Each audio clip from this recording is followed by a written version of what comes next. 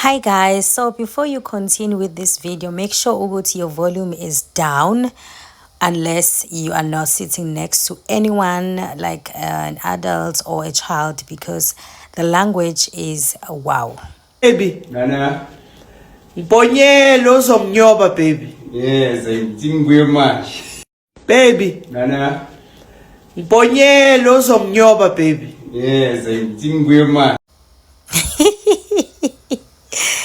Hi guys, uzodwa abantu bafethu we.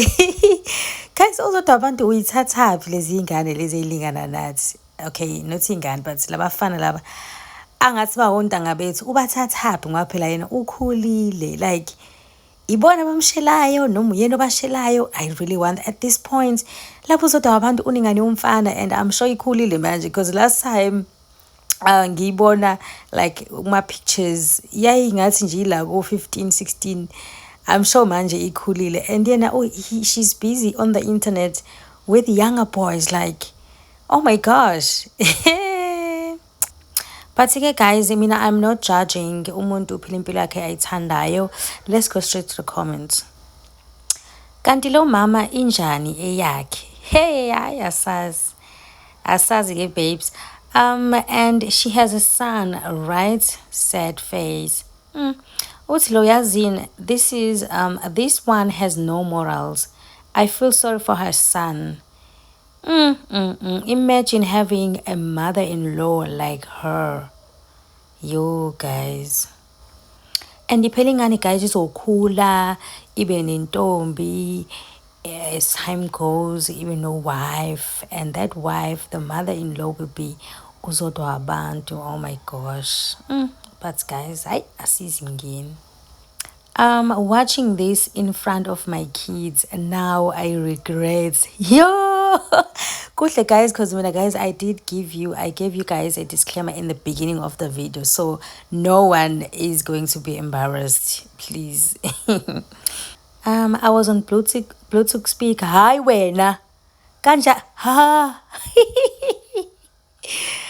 Hi bo, kanti unjani lo muntu wesifazane? Hey bafethu, hey asaz.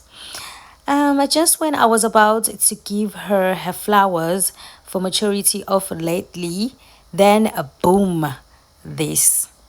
And guys, yes, there was a time when I saw on her socials ukuthi useyotwasa. I was like, oh wow, finally, like she has grown. She is no longer gonna be like wearing like a thong. She's not gonna be like dancing, like showing the ass, cause like I think ukuthi like she's old. She's kind of old for doing all of that. Yes, she has a beautiful body, but our guys, lokho kuyabheda.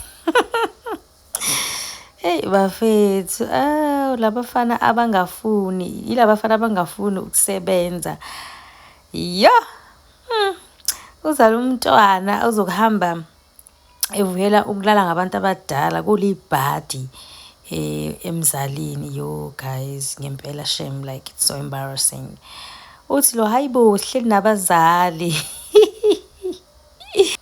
Hey, wezodwa shame. Anyway guys, that's it from me.